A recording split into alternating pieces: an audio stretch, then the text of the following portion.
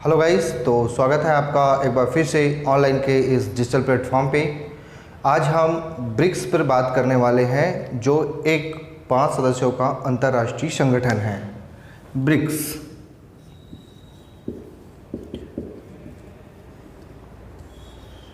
सबसे पहले इसकी प्रायिकता को लेकर बात कर लेते हैं कि ब्रिक्स हमको कहाँ कहाँ पर काम आने वाली चीज़ें हैं। ठीक है,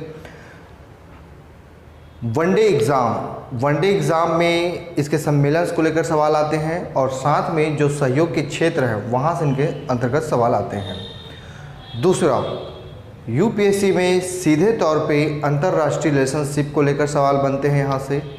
अगर हम छत्तीसगढ़ पीएससी में बात करें तो प्रारंभिक परीक्षा और मुख्य परीक्षा में पेपर नंबर 7 भाग 2 के हिस्से के रूप में ये शामिल होता है।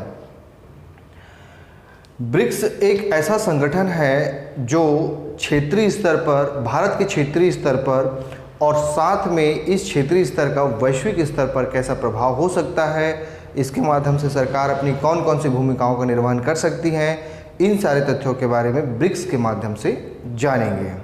तो चलिए गाइस, ब्रिक्स के सारे फंडामेंटल्स टूल्स को सबसे पहले अरेंज कर लेते हैं, किस तरीके से हमको स्टडी करना होगा।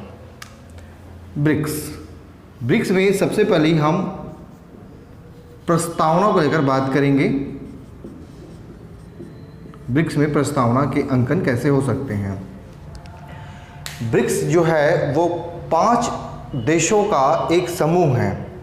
ये ऐसे 5 देश जो विश्व के अन्य कॉन्टिनेंटल यानी महाद्वीपों को संचालित करते हैं। जैसे हम ब्राज़ील की बात करें तो दक्षिणी अमेरिका, भारत की बात करें तो एशिया महाद्वीप, रसिया की बात करें तो एशिया और यूरोप महाद्वीप, अफ्रीका को बात करें तो अफ्रीकी महाद्वीप, चाइना को बात करें तो एशिया महाद्वीप। लगभग विश्व के ऐसे देश जो सभी महाद्वीपों का संचालन करते हो, उन देशों का ये एक संगठन समूह है। तो इसीलिए ब्रिक्स को 5 देशों का एकीकृत प्लेटफॉर्म के नाम से जाना जाता है। कितने देशों का? 5 देशों का एकीकृत प्लेटफॉर्म के नाम से जाना जाता है।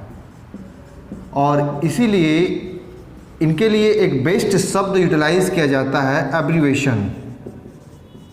एब्रीवेशंस एक बेस्ट शब्द यूटिलाइज किया जाता है। ब्रिक्स चूंकि 5 देशों के समूहों से बना हुआ ये एक देश है, जिसकी अगर हम क्लासिफिकेशंस करते हैं तो बी का मतलब होता है ब्राज़ील, आर का मतलब होता है रशिया, आई का मतलब होता है इंडिया और सी का मतलब होता है चाइना। 2011 के बाद इसमें एस शब्द जुड़ा यानी साउथ अफ्रीका।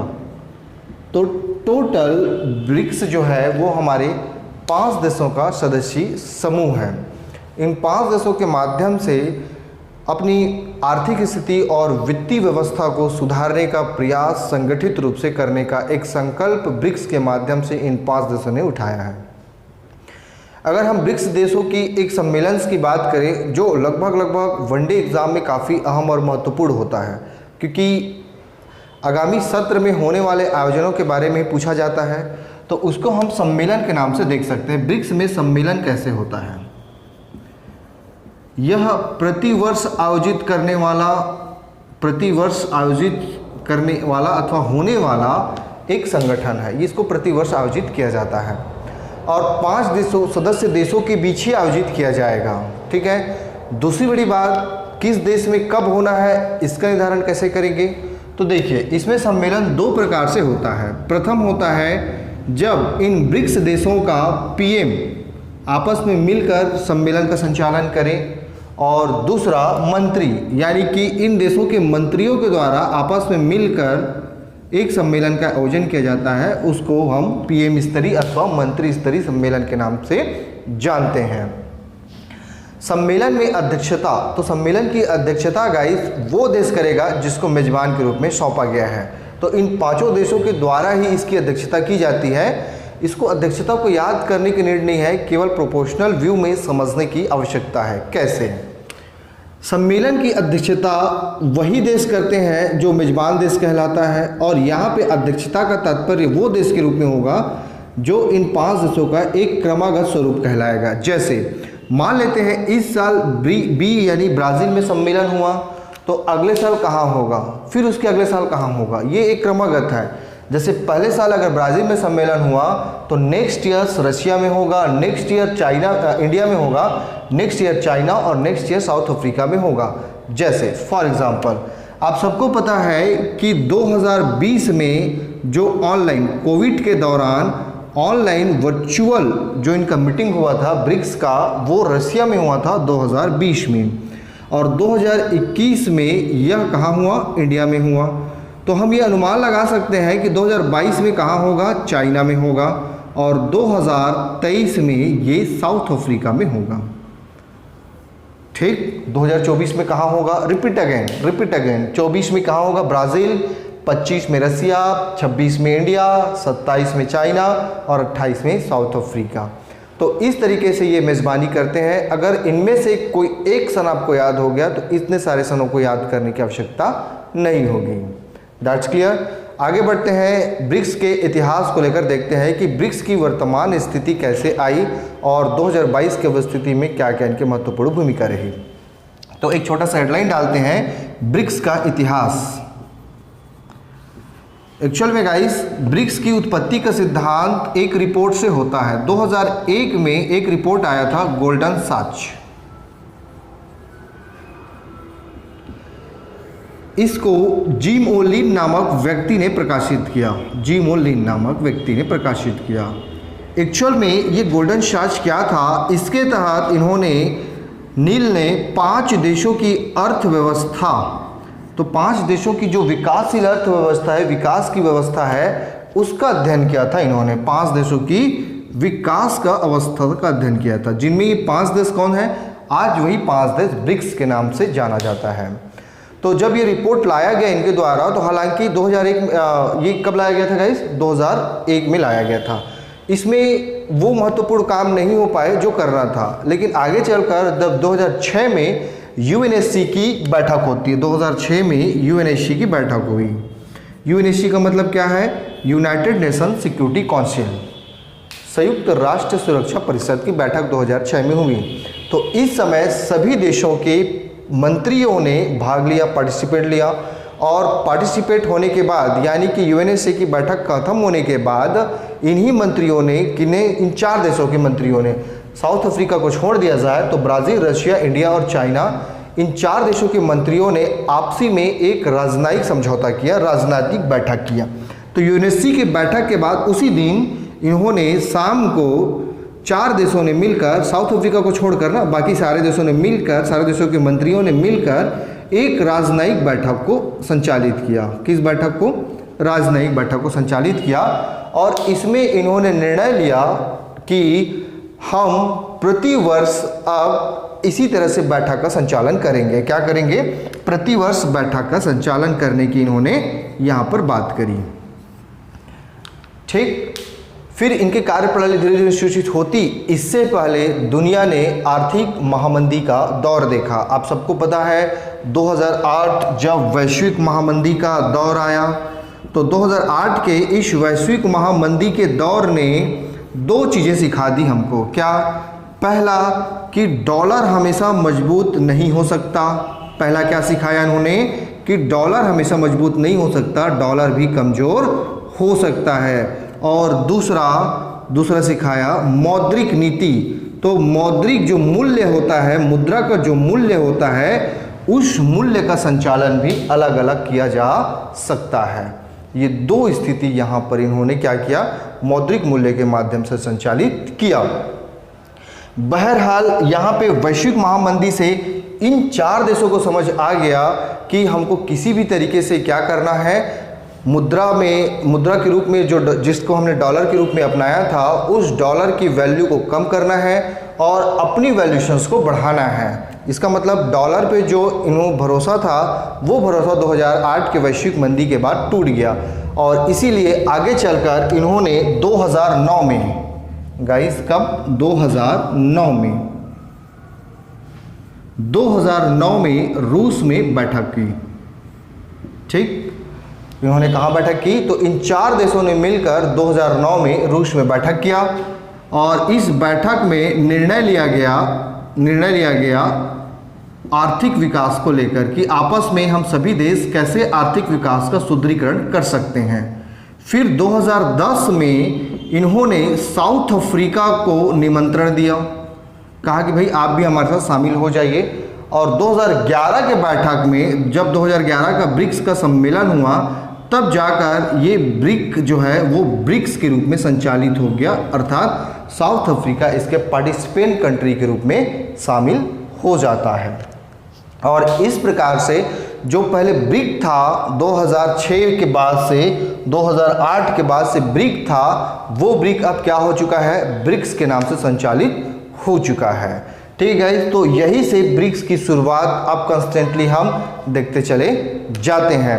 आगे चलकर गाइस इसके कई सारे पहलुओं पर बात करेंगे। तो सबसे पहले हम ब्रिक्स के उद्देश्य को लेकर बात कर सकते हैं कि ब्रिक्स का क्या उद्देश्य हो सकता है। ठीक, सबसे पहला उद्देश्य इनका ये है कि आपसी देशों के बीच हमको आर्थिक विकास को सुदृढ़ करना होगा। क्या करना होगा, आर्थिक विकास को सुदृढ़ करना होगा। और आर्थिक विकास को सुदृढ़ कैसे करेंगे, तो आपस में सहयोग करके हम आर्थिक विकास को सुदृढ़ कर सकते हैं। तो इनका उद्देश्य क्या बना, आर्थिक विकास को सुदृढ़ करना। कैसे करेंगे, आपसी सहयोग के माध्यम से। जब आपसी सहयोग होगी तो प्रतिस्पर्धा की बात आई, तो इन्होंने स्वीकारा कि हम आपसी प्रतिस्पर्धा नहीं करेंगे, आपस में प्रतिस्पर्धा भी हमारी नहीं होगी। ठीक, तो इन उद्देश्यों की पूर्ति के लिए इन्होंने क्या किया, अलग अलग चीज़ों का संचालन करना आरंभ किया। अब जब साथ में आर्थिक विकास को डेवलप करोगे तो सीधी सी बात है, आर्थिक विकास के साथ साथ राजनीतिक ढांचा भी प्रभावित होना आरंभ होता है। तो चौथे स्तर पर इन्होंने अपने उद्देश्यों में शामिल किया आर्थिक विकास के साथ साथ राजनैतिक विकास प्लस राजनयिक विकास को भी हम बढ़ावा देंगे, राजनयिक सुधार करेंगे। मतलब आर्थिक विकास ही नहीं, राजनेताओं के बीच भी हम क्या करेंगे, एक समय विशेष का संचालन करेंगे। और साथ में हम अपने देश में ये सारा कुछ तो अमेंडमेंट करेंगे ही, इसके अलावा अंतर्राष्ट्रीय स्तर पर, किस स्तर पर गाइस, अंतर्राष्ट्रीय स्तर पर जो अर्थव्यवस्थाओं को लेकर बनाई गई संस्थान है तो उनमें भी सुधार लाएंगे, संस्थानों में सुधार लाएंगे, संस्थानों में सुधार। इन सारे उद्देश्यों के आधार पर इनके द्वारा, किनके द्वारा, ब्रिक्स के द्वारा, यानी इन पांचों कंट्रियों के द्वारा इसकी व्याख्या की गई और ब्रिक्स को अंतर्राष्ट्रीय मंच के रूप में शामिल किया गया। एक बात और स्पष्ट कर दो गाइस कि ब्रिक्स जो है किसी अंतर्राष्ट्रीय समझौते का परिणाम बिल्कुल नहीं है। ये इन देशों का एक सहयोगात्मक प्रवृत्ति के आधार पर संचालित हुआ एक संस्था के रूप में देखा जा सकता है। आई होप आपको ब्रिक्स के इतिहास, हिस्टोरिकल बैकग्राउंड, प्रस्तावना और उद्देश्य, ये तीनों पॉइंट को समझ आ चुका होगा। तो आगे चलते हैं कि ये ब्रिक्स काम कैसे करेगा, आखिर इनके क्षेत्र क्या क्या हो सकते हैं जिसके माध्यम से ये संचालन करेंगे। ठीक है, आप चाहो तो स्क्रीनशॉट ले सकते हो, अदरवाइज राइट डाउन करते हुए जा सकते हैं।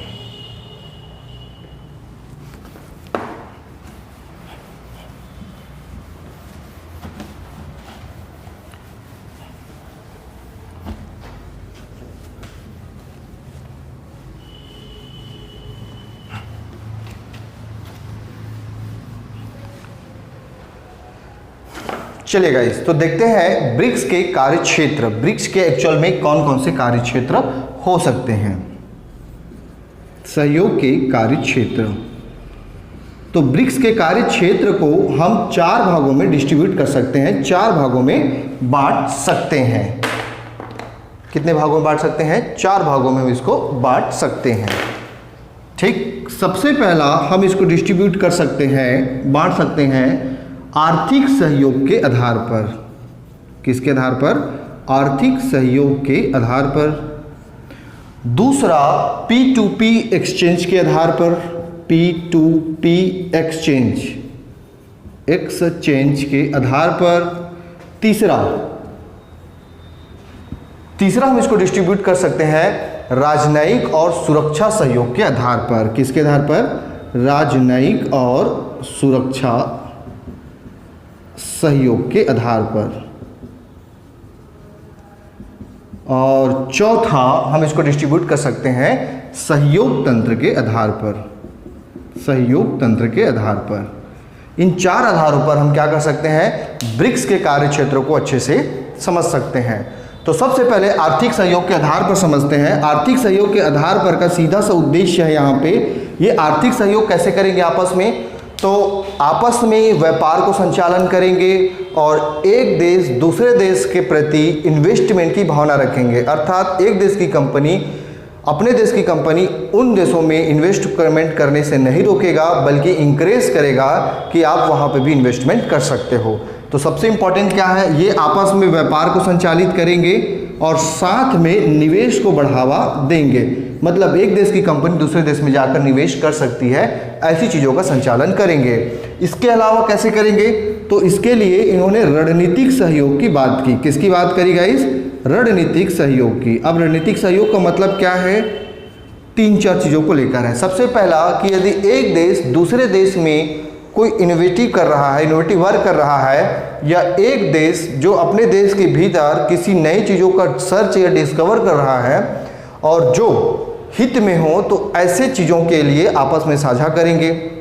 मतलब मान लेते हैं कोई ऐसे अनुसंधान का कार्य किया गया जिससे इन देशों को हित पहुंचाना चाहिए, तो डेफिनेटली आपस में काम करेंगे। तो इसको कह सकते हैं हम नवाचार के क्षेत्र में बात करेंगे। नवाचार के क्षेत्र को ये आपस में क्या करेंगे, संचालित करेंगे। और आपस में देखो, अलग अलग सीमा शुल्क निर्धारण करने से अच्छा है कि आपस में कर लेते हैं कस्टम एक्साइज ड्यूटी टैक्स को। जैसे मान लेते हैं भारत से सामान गया कहाँ, चाइना, या चाइना से गया कहाँ, रशिया। तो ऐसे में 3 अलग अलग देशों का बॉर्डर में काम करेंगे हम। तो इससे अच्छा क्या करेंगे, जो भी ब्रिक्स के देश है आपस में जो सीमा शुल्क है उसका निर्धारण आपस में ही कर लेंगे, ये कहा गया। तीसरा महत्वपूर्ण पॉइंट क्या कहा गया कि ब्रिक्स परिषद का गठन, काउंसिल की बात की गई थी। यहाँ पे ब्रिक्स का क्या किया जाएगा, यहाँ पे परिषद का, व्यापार परिषद का गठन करने की बात किया गया था। और साथ में CRA, कॉन्टिजेंट रिजर्व अरेंजमेंट, यानी कि आकस्मिक रिजर्व, ठीक है, आकस्मिक रिजर्व समझौता जैसे चीज़ों का गठन करने की बात करी। और लास्ट में आप जानते हैं NDB, न्यू डेवलपमेंट बैंक, ये आपस में क्या करेंगे, NDB के माध्यम से एक ऐसा संस्था बनाएंगे। इस संस्था में क्या करेंगे, अपनी सेविंग के अमाउंट रखेंगे और जिसको ज़रूरत है मुद्रा का, वो यहाँ से ऋण के माध्यम से ले सकेगा, ब्याज के साथ चुकाएगा। और इस तरह से ये 5 राज्य आपस में आर्थिक व्यवस्था को सुदृढ़ीकरण कर सकते हैं। हालांकि हम न्यू डेवलपमेंट बैंक को आगे चलकर और अच्छे से डिस्क्राइब करने वाले हैं। तो इस दैट क्लियर, मेरे ख्याल से आपको समझ आ गया होगा कि ब्रिक्स जो है आर्थिक सहयोग में इन सारे तत्वों के माध्यम से एक दूसरे के प्रति ये भावना रखेंगे। इसके अलावा सेकंड स्टेज पे हम बात करेंगे P2P। P2P एक्सचेंज का मतलब होता है peoples to people exchange, peoples to people exchange, P2P इसे कहा जाता है। इसका मतलब ये है कि एक देश के व्यक्ति को दूसरे देशों के व्यक्तियों के नज़दीक लाना। अर्थात जब तक हम एक देश के युवा दूसरे देश के युवाओं की भावनाओं को नहीं समझेंगे, ऐसी स्थिति में हम आर्थिक स्थिति को सुदृढ़ीकरण नहीं कर सकते हैं। तो इसीलिए सरकार ने क्या किया, इन ब्रिक्स के कंट्रीज़ ने क्या किया, आपस में लोगों को मिलाने के लिए, युवाओं में निकटता के लिए इन 4 चीज़ों का समावेशन किया। कौन कौन सी चीज़ों का गाइस, सबसे प्रमुख उद्देश्य क्या है इसका, युवाओं की भागीदारी को सुनिश्चित करना। तो युवाओं की भागीदारी सुनिश्चित कैसे हो सकती है, यदि हम उनको एक प्लेटफॉर्म पे ले आएँ। और एक प्लेटफॉर्म पे लाने का क्षेत्र कौन सा है, शिक्षा। शिक्षा के माध्यम से हम उनको एक प्लेटफॉर्म पे ला सकते हैं, खेल के माध्यम से हम उनको एक प्लेटफॉर्म पे ला सकते हैं। जब हम अपनी संस्कृति का आदान प्रदान करेंगे तब उनको एक प्लेटफॉर्म पे ला सकते हैं। और इसके अलावा फिल्म जगत जो काफ़ी इम्पोर्टेंस भूमिका रखती है, फिल्म जगत के माध्यम से भी हम क्या कर सकते हैं, आपस में इनको एक दूसरे के माध्यम से ला सकते हैं। तो P2P का मतलब ही होता है युवाओं में निकटता का संचालन करना, जिसके साथ जब युवा आपस में निकटता का व्यवहार करेंगे तो सीधी सी बात है आपस में खुलेपन की भावना तो आएगी ही, और साथ में समावेशिता का मतलब होता है कि एक दूसरे के प्रति हम लिएबिलिटी की भावना भी रख पाएंगे। तो इसके माध्यम से गाइस सबसे पहले क्या किया इन्होंने, ए पॉइंट, युवाओं को निकटता लाने का प्रयास किया P2P के माध्यम से। दूसरा इन्होंने क्या किया, यहाँ पे दूसरा इन्होंने खुलापन और समावेशिता का सिद्धांत को पालन कराया। और तीसरा जो काफ़ी इम्पॉर्टेंट है, खास कर ये मेरे फेवरेट चैप्टर्स में भी है, ठीक है, खुलापन। तो P2P में क्या क्या शामिल है, क्या क्या चीज़ें शामिल है? सबसे इंपॉर्टेंट शामिल है यहाँ पे हर देश का यंग डिप्लोमेसी फोरम, युवा संसदीय लोकतंत्रीय फोरम, ठीक है, युवा यंग डिप्लोमेसी फोरम शामिल है। Is that clear?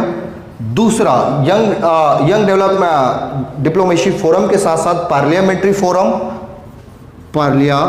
फोरम यानी कि संसदीय जो फोरम होते हैं वो, और इसके बाद संघ व्यापार संघ, यूनियन ट्रेड फोरम, और लास्ट में है गाइस चौथे नंबर पे मीडिया। अभी आपको मैं स्पष्ट कर दूं कि मार्च 2022 में इन पांचों देशों के मीडिया पत्रकारों को सिलेक्टेड किया गया है और इनकी प्रशिक्षण का 3 महीने का प्रशिक्षण का कोर्स रखा गया है। तो ब्रिक्स के कंट्रियों के ही पत्रकारों का यहाँ पे प्रशिक्षण किया जा रहा है मार्च महीने से। तो एक तरह से P2P एक्सचेंज का एक बेस्ट फंडामेंटल उदाहरण हमको यहाँ पे देखने को मिल सकता है। आई होप आपको ये दोनों पॉइंट अच्छे से समझ आ चुके होंगे। तो तब हम इस तीसरे पॉइंट पर चलते हैं, डील करते हैं राजनयिक और सुरक्षा सहयोग को लेकर। मुझे इसको मिटाना पड़ेगा, आप राइट डाउन कर सकते हैं।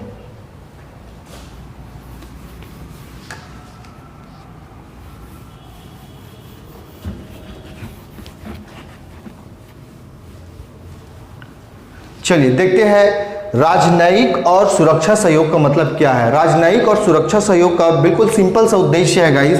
इनका उद्देश्य था कि आपस में जब राजनीति और हमारा सुरक्षा सहयोग आपस में मिल जाएगा तो इससे हम क्या कर सकते हैं, विश्व शांति स्थापित कर सकते हैं, विश्व शांति स्थापित कर सकते हैं। और जहाँ पे शांति होगी वहाँ पे सुरक्षा तो होगा, जहाँ पे शांति होगी वहाँ पे सुरक्षा तो होगा। और साथ में शांति सुरक्षा के साथ साथ विकास की जो व्यवस्था होगी वो न्याय संगत विकास होगा, न्याय संगत विकास की अवस्थिति होगी। Is that clear? ठीक। साथ में इन्होंने कहा कि घरेलू क्षेत्र, तो घरेलू प्लस जो क्षेत्रीय समस्या है वो आपस में क्या करेंगे, निदान करेंगे। घरेलू प्लस क्षेत्रीय समस्याओं का आपस में ये साझा करेंगे कि समस्या क्या है और उसका फिर मिलकर निदान करेंगे।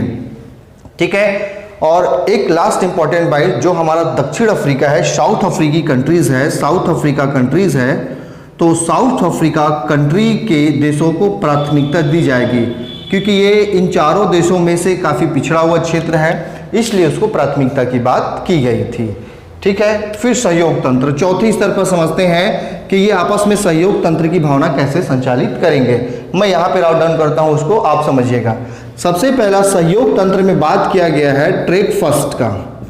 ट्रेक फर्स्ट का मतलब है जहाँ पे एक देश की सरकार दूसरे देश की सहायता करे, उसको हम ट्रेक फर्स्ट कहते हैं। मतलब सरकारों के बीच की वास्ता या सहयोग, सरकारों के बीच सहयोग की जो भावना है वो ट्रैक फर्स्ट कहलाता है। ट्रैक सेकंड क्या कहलाता है गाइस?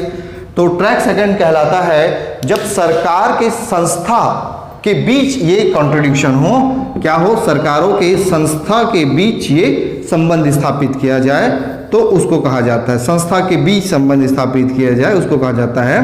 और ट्रैक थर्ड होता है जब सिविल सोसाइटी, जिसको हम P2P कहते हैं, नागरिक टू नागरिक, तो सिविल सोसाइटी के बीच यदि हम इसका संचालन करते हैं तो वो कहलाता है हमारा track third. Civil society to civil society का जब हम संचालन कर देते हैं तो वो कहलाता है हमारा, क्या कहलाता है, ट्रैक थर्ड। और इस तरह से गाइस ब्रिक्स जो है वो अपने कार्यों को संचालित करता है।